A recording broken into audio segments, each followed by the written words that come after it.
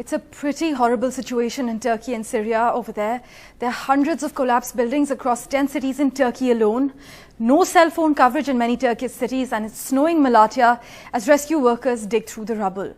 As we delve into the details, it's also crucial to note that Turkey is one of the world's most active earthquake zones. Now, on the streets and towns and cities across southeast Turkey and Syria, people have fled their homes to shelter in cars, fearing aftershocks and more collapsed buildings. Rescue workers and residents are still frantically searching for survivors under the rubble that you can see on your screens of crushed buildings in multiple cities on both sides of the border. Also, the toll from the earthquake in Syria has risen to nearly 500, and over hundreds are wounded. This is as per senior health officials and the Syrian government. Many buildings in the region have already suffered damage in fighting during Syria's nearly 12-year-long civil war. This is not making things any better.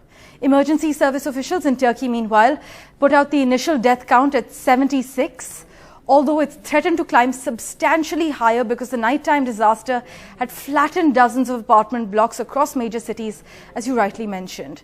Now, reports state that the earthquake is among the most powerful to hit the region in at least a century. The epicenter region is also home to millions of refugees, many of whom live in tents and makeshift structures. So this is an absolute nightmare scenario for them. And to top it all, the worst thing is that it's also winter. Now, world leaders have stepped in to help. US President Joe Biden has directed US aid and other federal government partners to assess response options to the most affected areas in Turkey as well as Syria. The National Security Advisor, Jake Sullivan, meanwhile, has said in a statement that the US is ready to provide any and all needed assistance. Meanwhile, Ukraine's president, despite the turmoil in his war-ravaged country, has said that his country was ready to provide necessary assistance to friendly Turkish people in the aftermath of this tragic earthquake.